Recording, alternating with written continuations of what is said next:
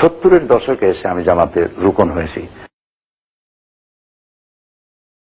তালেবান আপনারা ক্ষমতা আসার পর চার দলীয় ঐক্যজোট ক্ষমতা আসার পর বাংলাদেশকে মোটামুটি তালেবান রাষ্ট্র বলা হয়। এর আগে এ ধরনের অভিযোগ বাংলাদেশের বিরুদ্ধে বা বাংলাদেশের নামে কখনো ছিল না। এটি একটি রাজনৈতিক ষড়যন্ত্র বলেই আমরা মনে করি। আমাদের দেশে বিদেশের অনেক রাষ্ট্রপ্রধান প্রধানমন্ত্রীরা আমাদের সফর করেছেন, তাদের দেশে অনেক সমস্যা আছে, কিন্তু তারা কখনোই তাদের নিজের দেশের সমস্যার কথা আমাদের দেশের সরকারের কাছে জনগণের কাছে বলেনি। বিরোধী দলের নেত্রী এবং ডাকসেটের নেত্রী অত্যন্ত যোগ্যতা সম্পন্ন নেত্রী, বিশেষ করে মরহুম শেখ মুজিবুর রহমান সাহেবের সন্তান হিসেবে পরিচিত, তার একটা ইমেজ রয়েছে। দেশে তালেবান আছে এবং সংখ্যালঘুরা নির্যাতিত হচ্ছে, এই কথা উনি দেশে বিদেশে সমানে ছড়িয়েছেন। কিন্তু আপনি যদি আমি আপনাকে একটু থামিয়ে দিচ্ছি, আপনি বলবেন শুধুমাত্র উনি ছড়ান নাই, আপনি যদি এখানকার পেপার গুলো দেখেন, এখানকার গার্ডিয়ান থেকে আরম্ভ করে বেশ কিছু এরকম ওয়ার্ল্ড রিকগনাইজড জার্নাল দেখেন, আপনি দেখবেন আমাদের দেশের সংখ্যালঘুরা যে নির্যাতিত হচ্ছে তার উপর বিভিন্ন রকম আর্টিকেল প্রায় এসে লেখা আসছে। আপনি এটাকে অস্বীকার করবেন? আমি অস্বীকার তো করবোই। কেন করবেন? করবে এই কারণে, যেহেতু আমি বাংলাদেশের সেখানে আমি থাকি। গার্ডিয়ানে যদি কখন কোনো নিউজ আসে বা এরকম কিছু জার্নাল আছে, যখন আসে তখন আমরা তার গ্রহণযোগ্যতাটা হয়তো একটু বেশি ধরি। হ্যাঁ, ধরা যেতে পারে, কিন্তু আমি বলতে চাইবো যে গার্ডিয়ান হোক, টাইমস হোক বা ফার ইস্টার্ন ইকোনমিক রিভিউ হোক, যে সমস্ত বড় বড় নাম করা পত্রিকা পৃথিবীতে আছে, সরি, এই পত্রিকাগুলি কারা পরিচালনা করেন, এর পলিসি কি, তারা কি মুসলমানদের পক্ষে কোনো কথা বলবে? আমাদের মিছিলে এটাও স্লোগান হয় যে আমেরিকান সাম্রাজ্যবাদ নিপাত যাক, ধ্বংস হোক। অতীতের সরকার যারা এর আগে ছিল তারা ইসলামকে সাপ্রেস করার জন্য চেষ্টা করেছে, আলেম ওলামাদেরকে গ্রেফতার করেছে। আওয়ামী লীগ এটা কেন করবে আপনার কেন মনে হয়? মানে আওয়ামী লীগ কেন ইসলামের বিপক্ষে যাবে? কারণ আওয়ামী লীগের অধিকাংশ নেতৃবৃন্দ মুসলমান। যদি সেটাই হয়ে থাকে, যদি সেই কারণে হয়ে থাকে, আওয়ামী লীগ কেন করবে? আওয়ামী লীগের লাভটা কি? আওয়ামী লীগের ভোট দরকার বাংলাদেশি মুসলমানদের। আওয়ামী লীগের কাছে বাংলাদেশি মুসলমানদের সকলের ভোট প্রয়োজন হতো যদি তাদের একটা ফিক্সড ডিপোজিট না থাকতো। তাদের একটা ফিক্সড ডিপোজিট আছে, সেটা হলো মাইনরিটি ভোটগুলি অলমোস্ট তারাই পেয়ে থাকেন। কেন? আপনি মাত্র বললেন আপনার মিটিং এ হিন্দুরা আসেন, নন মুসলমানরা। আমি সেজন্য আমি অলমোস্ট শব্দ ব্যবহার করি। অবশ্যই। কেন আওয়ামী লীগ? তার মানে কি আওয়ামী লীগ কি তাদের সুযোগ সুবিধা বেশি দেন যেটা আপনারা দেন না? আপনারা তো সাপ্রেস করেন। না, সেটা নয়।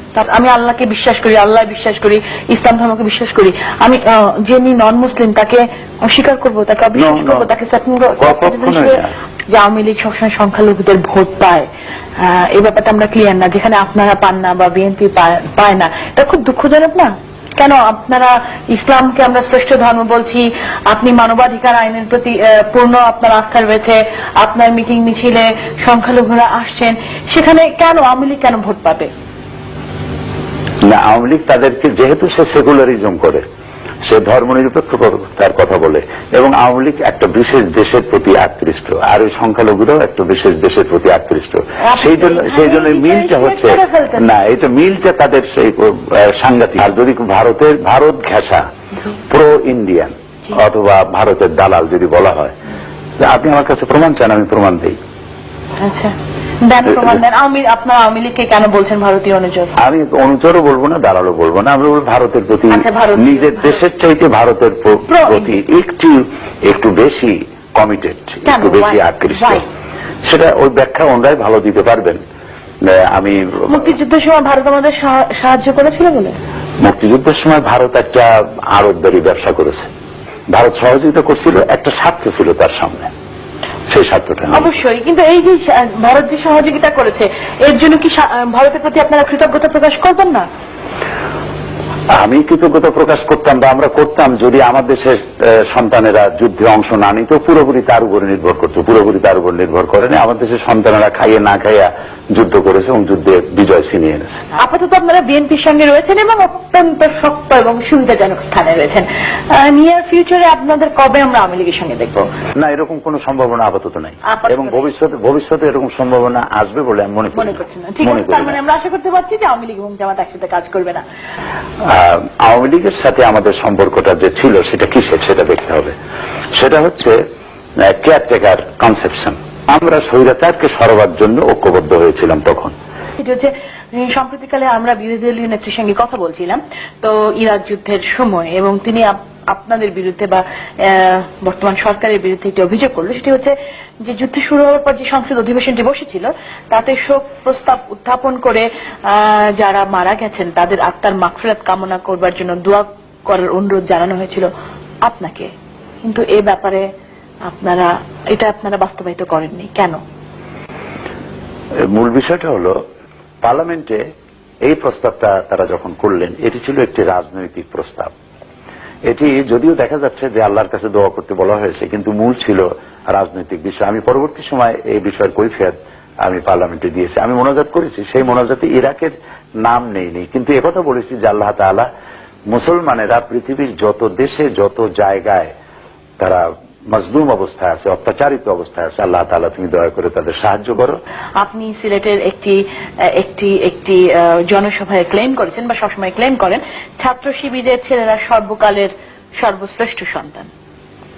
আপনি করেছেন না, আপনি করেছেন। আমাদের এখানে আপনাকে দেখাতে পারি এবং উদাহরণ রয়েছে, অনেক রকম রয়েছে। কিন্তু ঠিক আছে, আমি মানছি যে ছাত্র শিবিরের ছেলেরা খুব আদর্শবাদী, কিন্তু তারা এরকম হাত পা কাটা রাজনীতিটা কোথায় শিখলো?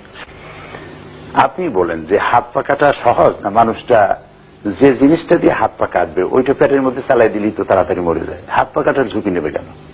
এটি কি কথা? সেটাই তো প্রশ্ন। আমরা ছাত্র শিবির বললেই সাধারণ মানুষের মনে হয় যেন হাত কাটতেছে, হাত পা কাটা খুবই একটা মুসিবতের ব্যাপার। আমি চ্যালেঞ্জ করেছি, যদি কেউ এ ধরনের প্রমাণ দিতে পারে তো আমি ছাত্র শিবিরের পক্ষে একটি কথা বলবো না। ঘটনা রয়েছে ভুরি ভুরি, হাজার হাজার, হতে পারে নিজেরা নিজেদের হাত কেটে শিবিরে, হতে পারে নিজেরা নিজেদের হাত পা কেটে শিবিরের মাথায় চালাই দিল, হতে পারে। ইসলাম তো শান্তির ধর্ম, শান্তির ধর্ম, কিন্তু কোরআন শরীফে আল্লাহ তাআলা বলে দিয়েছেন যে হাতের বদলে হাত, পায়ের বদলে পা, চোখের বদলে চোখ, জানের বদলে জান, আর যদি ক্ষমা করে দাও ক্ষমা করে দিতেই পারো। আল্লাহ তাআলা অধিকার দিয়েছে, কেউ যদি তোমাকে ঘরের থেকে বের করে দেয় তুমি তাকে ঘর থেকে বের করে দাও। তোমার হাত কাটলে তার হাত কাটো, তোমার পা কাটলে তার পাও কাটো, তোমার জান নিলে তারও জান না, এর অধিকার আছে। তো মানে আপনারা একজন নারীর নেতৃত্বাধীন সরকারের অধীনে রয়েছেন, নারী নেতৃত্ব সম্পর্কে এগুলো বলে আবার নারী নেতৃত্বে কাজ করাটাকে কিভাবে দেখছেন? আমরা নারী নেতৃত্ব হারাম এ কথাটি বলিনি, আমরা বলেছি নারী নেতৃত্বের দৃষ্টান্ত কোরআন হাদিসে নাই। নারী নেতৃত্ব ব্যাপারে আমরা হারাম বলিনি, এটি হলো মূল কথা। আর নারী নেতৃত্ব বর্তমানে যেটা প্রতিষ্ঠিত হয়েছে এটার জন্য তো জামাত ইসলামীকে দায়ী করা যাবে না, যেহেতু জনগণ ভোট দিয়েছে। জনগণ ভোট দিয়েছে এমন দুইটি দলকে বেশি যে দুটি দলের প্রধান নারী, জনগণ ভোট দিয়েছে। আর আপনারা সেটা মেনে নিলেন? মেনে নিলাম মানে আমরাও গিয়েছি, পার্লামেন্টে গেছি, তারাও পার্লামেন্টে আসছে। দলীয় ঐক্যজোট গঠন করেছেন যে দলের প্রধান হচ্ছেন একজন নারী। আমরা তো এটাকে হারাম বলিনি, ইসলাম তো এটাকে হারাম বলেনি। নারী নেতৃত্ব হারাম এ কথা ইসলাম বলেনি। তাহলে কি বলেছেন? জি, নারী নেতৃত্ব সম্পর্কে আপনাদের কি অভিমত? আমরা এর পক্ষে কোনো ফজিলত বয়ান করিনি। আপনি জামাতে কবে যোগ দিয়েছেন এবং জামাতকে কেন একটি বিতর্কিত রাজনৈতিক সংগঠন বলা হয়? জামাতে এসেছি, আমি ছাত্র জীবনে জামাত করি নাই, কিন্তু জামাতের প্রতি আকৃষ্ট হলাম ছাত্র জীবনেই। এরপরে আমার লেখাপড়া শেষ করলাম 1962 সনে, মাদ্রাসা শিক্ষার উচ্চ শিক্ষা ডিগ্রি নিয়ে। তারপরে আমি ব্যক্তিগতভাবে কিছু রিসার্চ ইত্যাদি করেছি। 70-এর দশকে এসে আমি জামাতের রুকন হয়েছি। জামাত একটু অতিরিক্ত বিতর্কিত না? এখন যার কাছে প্রথম থেকে আমরা দেখেছি বাংলাদেশের ইতিহাসে প্রথম থেকে এখন পর্যন্ত জামাত জানি কেমন একটি বিতর্কিত রাজনৈতিক সংগঠন। আপনি নিশ্চয়ই প্রবাদটা জানেন যে যারে দেখতে নারী তার চলন বাঁকা। এখন জামাত ইসলামী সম্পর্কে, যার ইসলাম সম্পর্কে ধ্যান ধারণা নাই, যার ধ্যান ধারণা হলো শুধু ইসলাম হবে, জামাত ইসলামী যদি শুধু নামাজ পড়তো, রোজা রাখতো, মসজিদের মধ্যে পড়ে থাকতো, তাহলে জামাত ইসলামী নিয়ে কেউ মাথা ঘামাইতো না। মানুষের বাড়ি বাড়ি যাইতো, তওবা পড়াইতো, হাদিয়া নিত, পকেট ভরিয়া, কোনো অসুবিধা ছিল না। কিন্তু তারা দেখতেছে, যারা আমাদের বিরোধিতা করে, তারা দেখতেছে যে জামাত ইসলামী তো আমাদের গরম ভাতের মধ্যে হাত বসাইছে।